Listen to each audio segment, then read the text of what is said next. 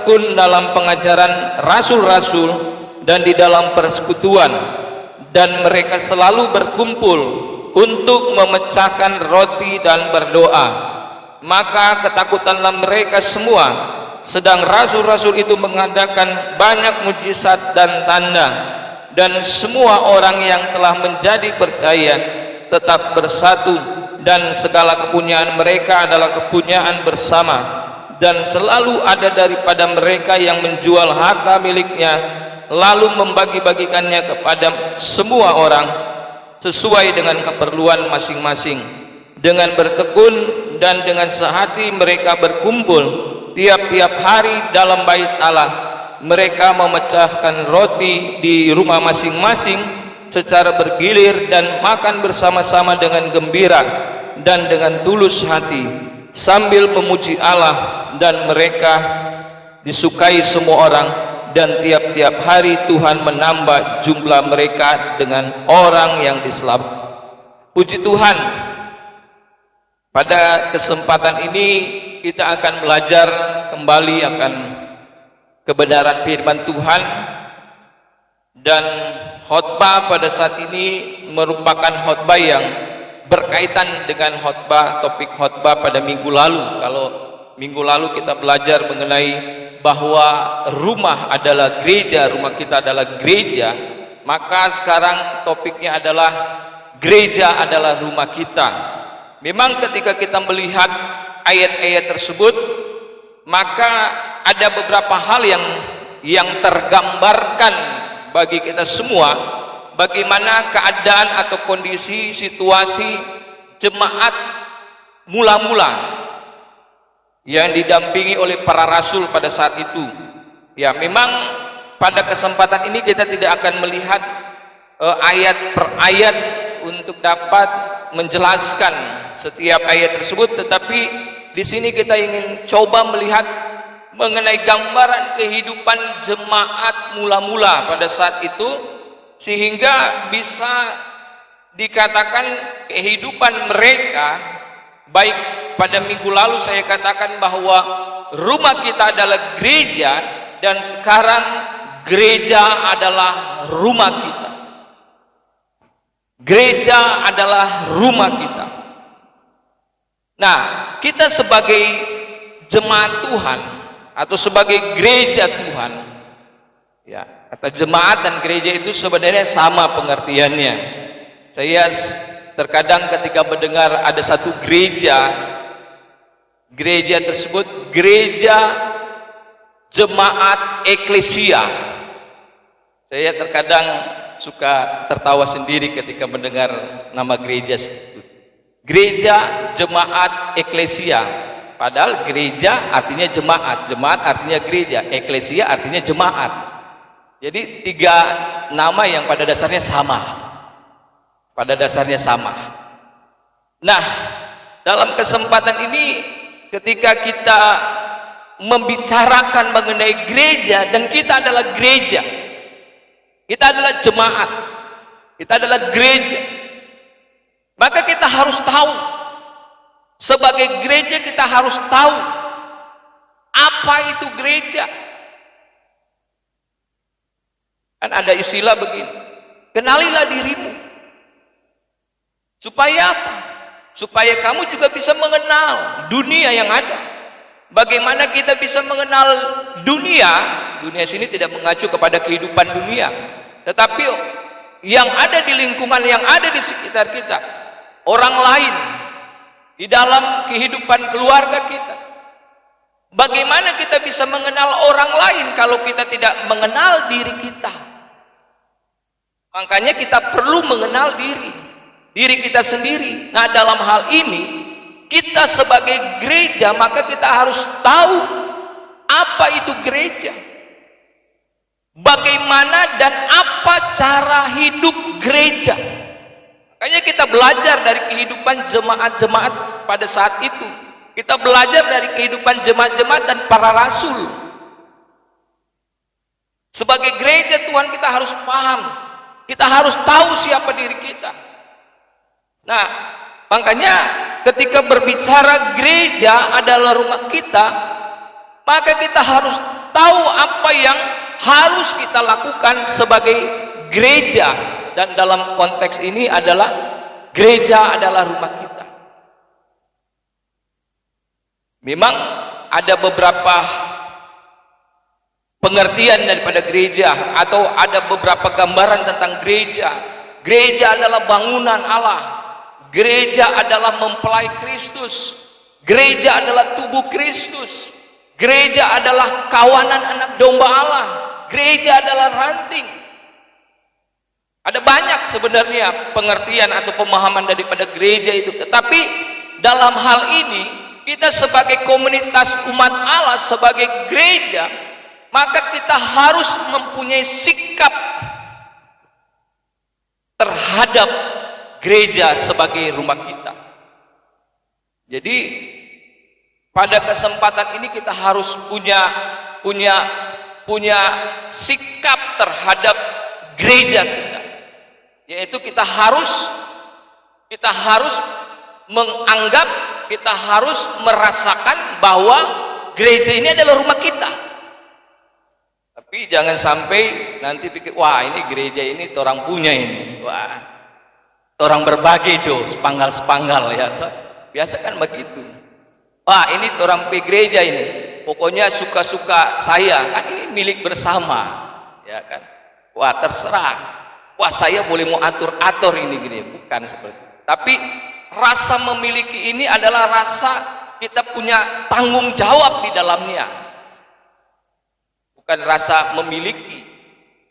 Gereja ini adalah milik Tuhan, dipercayakan oleh Tuhan supaya kita mengelola, mengatur, menata layani ini gereja ini. Kita punya rasa memiliki, artinya apa? Ketika kita punya rasa memiliki, kalau barang itu adalah milik kita, maka pasti kita akan jaga, kita akan pelihara. Kecuali kita anggap barang itu tidak berharga, ya kan? Nah, biasanya kan kalau barang yang tidak ada harganya, tidak penting, tidak berguna, ya biasa barang cuma dibiarkan begitu saja, ya kan? Biar hilang ya, tidak apa-apalah, biar saja, gampang mau dicari. Kecuali barang berharga, wah kalau barang berharga lupa taruh di mana atau hilang, wah panik sekali, ya kan? Sampai baru-baru habis ibadah HP minta tahu di mana. Karena saya pikir, wah ini kalau barang ini hilang bukan cuma sekedar nanti tidak bisa berkomunikasi. Saya pikir, wah ini mohon maaf, ini harganya hampir 5 juta ini. Saya pikir, aduh mau beli lagi mahal. Saya bukan mau menunjukkan harga barang itu, tapi saya mau katakan bahwa kalau kita tahu barang itu mahal, susah kita beli, barang itu kita dapatkan, kita berupaya mendapatkan dengan kita mencari uang untuk mendapatkannya itu, maka kita akan jaga baik-baik, kita akan rawat, kita akan pelihara. Nah, ini saya mau lebih luaskan. Sama seperti kalau keluarga kita itu sangat berharga dalam kehidupan kita, maka kita akan jaga, kita akan pelihara. Nah makanya ketika kita memahami bahwa gereja adalah rumah kita, dan kalau kita menganggap bahwa gereja itu sangat berharga bagi kehidupan kita, maka kita akan menjaga dan memelihara. Jaga baik-baik gereja kita, jaga baik-baik. Baik kami sebagai yang dipercayakan Tuhan untuk memimpin, jaga, pelihara. Jangan biarkan gereja kita ini menjadi tidak berarti. Kita tetap menjaga dan terus bahkan harus meningkatkan gereja kita ini sebagai rumah kita ini menjadi lebih baik lagi. Itu tugas gereja. Dan kita sebagai gereja, kita harus menjaga, memelihara, bahkan terus meningkatkan bagaimana gereja ini semakin lebih baik, bagaimana gereja ini semakin lebih indah, bagaimana gereja ini semakin lebih berharga. Tapi saya mau tekankan di sini, bukan hanya sekedar gereja dalam pengertian secara fisik bangunan gereja ini, tetapi kehidupan kerohanian kita. Kita harus jaga, kita harus pelihara. Nah makanya terkait dengan gereja sebagai rumah, kalau rumah harus kita jaga, kita harus pelihara, kita harus bersihkan, begitupun juga kehidupan rohani kita sebagai gereja, hidup kita ini, bahkan kita komunitas kita sebagai gereja, maka kita harus saling menjaga, harus saling memelihara, harus saling membersihkan satu dengan yang lainnya sebagai tubuh Kristus, sebagai gereja Tuhan. Kita harus terus jaga kehidupan rohani kita. Nah, makanya ketika kita mau menjaga kehidupan kerohanian kita, maka gereja juga merupakan tempat iman kita bertumbuh. Di dalam Mazmur, coba kita baca. Mazmur pasal 92 ayat 13. Mazmur pasal 92 ayat 13. Mazmur pasal 92, saya akan membaca dulu dari ayat kalau di Alkitab ayat 13 14. Saya akan membaca, orang benar akan bertunas seperti pohon korma, akan tumbuh subur seperti pohon aras di Libanon. Mereka yang ditanam di bait Tuhan akan bertunas di pelataran Allah kita. Gereja sebagai rumah kita merupakan tempat iman kita bertumbuh. Makanya kita harus punya sikap terhadap gereja. Kita harus tetap berada di dalam rumah Tuhan. Kita harus tetap berada di dalam rumah Tuhan. Kan ada Mazmur yang berkata, lebih baik satu hari di pelataran daripada 1000 hari di tempat lain. Kalau kita benar-benar memahami kita gereja dan kita memahami gereja itu sebagai rumah kita, rumah itu kan tempat apa? Tempat kita berteduh, tempat kita apa? Bernaung, berlindung. Coba kalau kita cuma tinggal di luar, kita hanya di luar-luar, dari pagi, siang, malam, subuh, terus tidak berada di dalam satu bangunan atau dalam satu rumah. Mau jadi apa kita? Sedangkan orang yang tinggal di hutan, ada sabuah, ya kan? Ada tempat untuk dia bernaung, ada tempat untuk dia berlindung. Nah, makanya kalau kita memahami bahwa gereja adalah rumah, maka kita harus tetap berada di dalam bait Tuhan. Harus tetap berada di dalam gereja. Sama seperti ini, ya kan? Mereka yang ditanam di bait Tuhan akan bertunas di pelataran Allah. Orang yang tetap tertanam di bait Allah, dia akan bertunas, dia akan bertumbuh. Kalau cuma di luar-luar, bagaimana bisa bertumbuh?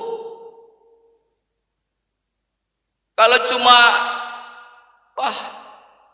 kesana kemari, bagaimana kita bisa bertumbuh? Harus tertanam.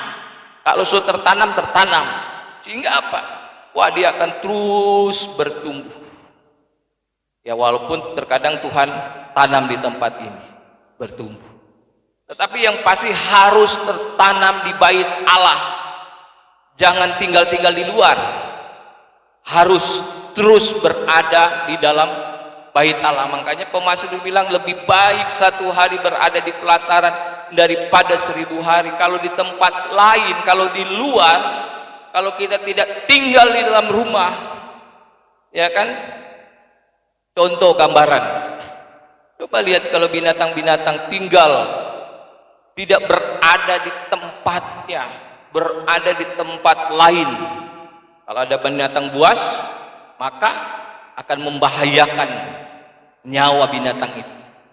Nah, begitupun juga kalau kita tidak tinggal di dalam bait Allah, ketika kita hanya tinggal di luar saja, di luar sana ada banyak ancaman, di luar sana ada banyak bahaya yang mengancam hidup kita, kehidupan rohani kita. Nah, oleh sebab itu gereja juga tadi saya katakan sebagai tempat bernaung, tempat berlindung. Kan rumah kan tempat kita bernaung, berlindung. Ya kan? Makanya kalau kita tidak bernaung, tidak berlindung di dalam rumah, yaitu gereja, maka kita coba kalau tinggal-tinggal di luar, matahari panas, mau jadi apa kita kalau cuma di luar-luar dipanas? Mau jadi sakit. Makanya perlu kita masuk dalam rumah supaya apa? Hidup kita tetap terjaga. Iman kita akan terus bertumbuh. Sebab itu kita harus dapat menyikapi dengan baik dalam kehidupan kita ini. Kita sebagai gereja Tuhan, baik kita harus menjadikan gereja ini atau rumah kita ini sebagai gereja ini menjadi tempat perlindungan kita. Mazmur pasal 90 ayat 1 dan pasal 91 ayat 2 dikatakan bahwa bait Allah adalah tempat perteduhan. Bahkan Allah yang Maha Tinggi merupakan tempat perlindungan. Kalau kita hanya di luar-luar saja, sekali lagi itu akan membahayakan kehidupan kita. Makanya kita harus sadar, kita harus peka dengan keadaan ada begitu banyak ancaman yang terjadi dalam kehidupan kita. Ada begitu banyak hal yang dapat mencelakakan kehidupan kita. Firman Tuhan ini ingin mengajarkan, ingin memberitahu kepada kita sesungguhnya bahwa kita harus tetap berada di dalam rumah kita, yaitu gereja. Kalau kita hanya di luar-luar saja, maka akan membahayakan kehidupan kita. Sebagai tempat untuk iman kita bertumbuh, sebagai perlindungan terhadap serangan-serangan musuh. Musuh kita si iblis, musuh kita kuasa-kuasa kegelapan. Kalau kita hanya di luar-luar saja, kita tidak mendapatkan proteksi dalam kehidupan kita. Sama seperti Ayub kan, iblis bilang, ya Allah, Engkau yang jaga, Engkau yang panggari, Engkau yang lindungi ini Ayub. Coba buka itu pagar itu. Mau jadi apa dia? Ya betul, ketika Allah buka, karena Tuhan izinkan, Tuhan buka, terjadi sesuatu dalam kehidupan Ayub. Walaupun ya Ayub bukan berada di gereja atau di bait Allah, tapi Ayub tetap berada dalam perlindungan Tuhan. Sehingga kehidupan Ayub terjaga. Tidak ada musibah, tidak ada bencana, tidak ada malapetaka. Tapi ketika Tuhan izinkan pagar itu dibuka dalam kehidupan Ayub, terjadi. Tetapi selama Allah tidak izinkan, ketika Allah menjaga, melindungi Ayub, Ayub tetap dalam keadaan diberkati oleh Tuhan. Makanya kalau kita mau hidup kita diberkati, kita tidak mau mengalami banyak hal terjadi dalam kehidupan kita, bencana, musibah, malapetaka. Seringkali kita berkata, kiranya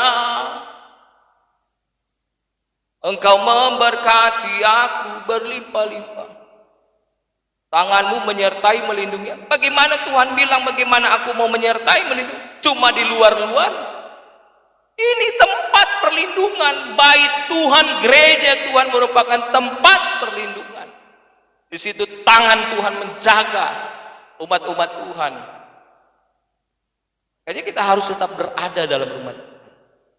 Hanya kalau kita menyikapi bahwa gereja adalah rumah kita, gereja adalah rumah, maka kita akan tetap terus berada di dalam rumah Tuhan. Bagian terakhir,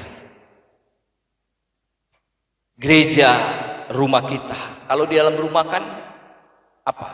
Apa yang kita lakukan? Tidur. Haleluya, tidur. Apa yang kita lakukan dalam bekerja? Jangan cuma tidur-tidur.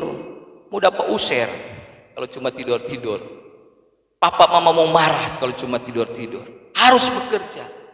Nah, makanya kalau kita memahami bahwa gereja adalah rumah kita, maka kita harus bekerja, bekerja, bekerja. Bekerja dalam gereja, bekerja dalam rumah Tuhan. Ya, jangan cuma berdiam diri. Ambil bagian dalam pekerjaan Tuhan. Walaupun kita masing-masing beda-beda. Ada yang tugasnya cuci piring, ada tugasnya yang basah sapu, ada tugasnya yang bapel, ada yang tugasnya yang cuci baju. Masing-masing berbagi tugas. Ya kan? Ngoni-ngoni jo semua itu kerja. Kita sudah jo, pokoknya lia-lia jo. Kita bapak ator jo pangoni, itu kita pekerja. Wah. Pokoknya ambil bagian sekecil apapun pekerjaan itu. Kita sudah mengambil bagian dalam pekerjaan. Makanya ketika kita dipercayakan pekerjaan itu di dalam rumah, sekali lagi saya mau tegaskan, kalau kita benar-benar menyadari, kalau benar-benar kita memahami bahwa gereja adalah rumah kita, maka kita punya tugas dan tanggung jawab untuk bekerja. Apa yang kita bisa kerjakan di dalam rumah kita, yaitu gereja? Apa yang saya punya untuk bisa saya berikan dalam pekerjaan Tuhan? Kita harus mengambil bagian dalam pekerjaan Tuhan itu. Lagi sekecil apapun yang bisa kita lakukan, mari kita memberi. Tapi ketika kita bekerja, kita harus bekerja dengan penuh dedikasi. Jangan kita bekerja, wah kita sok kerja ini, uji dong. Ya kan? Wah saya sudah bekerja ini, mana dong? Mama doi, mama kita sok kerja mama. Itu namanya cuma kerja di perusahaan, bukan kerja dalam rumah. Coba, ya kan? Kalau kerja di dalam rumah, ya toh Ibu Ros sudah tahu ini. Nanti Kabela suka minta-minta doi kalau dapat suruh kerjain. Itu cuma mama pibae, tapi bukan upah. Karena di dalam rumah tidak ada itu namanya mau kasih doi, tidak ada itu mau namanya ada gaji. Kalau di perusahaan, di kantor ya itu dapat gaji. Karena kan kalau sekali lagi kalau benar-benar rumah ini milik kita, artinya kita semua yang punya. Bukan, jadi berarti tidak ada bos, tidak ada tuan, semua. Walaupun ada yang memerintah, orang tua perintah, Putri Desi kerja, ya kan? Ada yang ditugaskan untuk mengatur, tetapi semuanya kita sama-sama memilih. Tuan kita, bos kita adalah Allah. Makanya seringkali Bapak Timothy bilang, ketika orang so habis kerja, tunggu, mau bilang dulu Pak Bos di atas. Karena yang punya pekerjaan adalah Tuhan. Kita semua ini pekerja. Cuma kami dipercayakan untuk mengatur, mengelola. Masing-masing kita punya tugas. Sama seperti ini kan. Gereja sebagai tubuh Kristus. Tubuh ini kan punya fungsi. Ini ada otak, ada kepala yang mengatur. Ini ada yang bekerja. Tapi semua ini kita semua satu. Kesatuan yang masing-masing punya fungsi. Tetapi kepala kita adalah kepala gereja. Kepala gereja itu adalah Kristus. Nah, makanya sekali lagi ketika kita memahami bahwa gereja adalah rumah itu adalah milik kita, kita bekerja di dalam rumah, ya harus penuh dedikasi. Kita penuh tanggung jawab dengan berdedikasi terhadap pekerjaan kita. Bahkan kita harus loyal, kita harus setia mengerjakan. Bukan hanya sekali saja, wah kita kerjakan ini, tapi harus terus menerus. Karena sekali lagi ini rumah kita. Kita harus jaga, kita harus pelihara terus. Supaya rumah kita ini menjadi rumah yang indah dan diberkati oleh Tuhan. Puji Tuhan, firman Tuhan yang beberapa poin yang secara sederhana ini akan memberikan pemahaman bagi kita. Dan supaya kita dapat menyikapi dalam kehidupan kita sebagai gereja Tuhan, bahwa kita punya tugas tanggung jawab, kita harus ambil bagian di dalam rumah Tuhan. Tuhan Yesus memberkati kita. Satu hal yang berindah.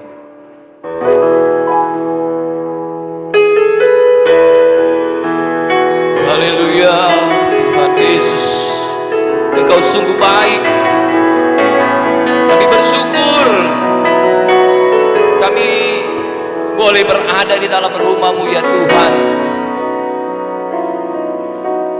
Satu hal yang ku rindu,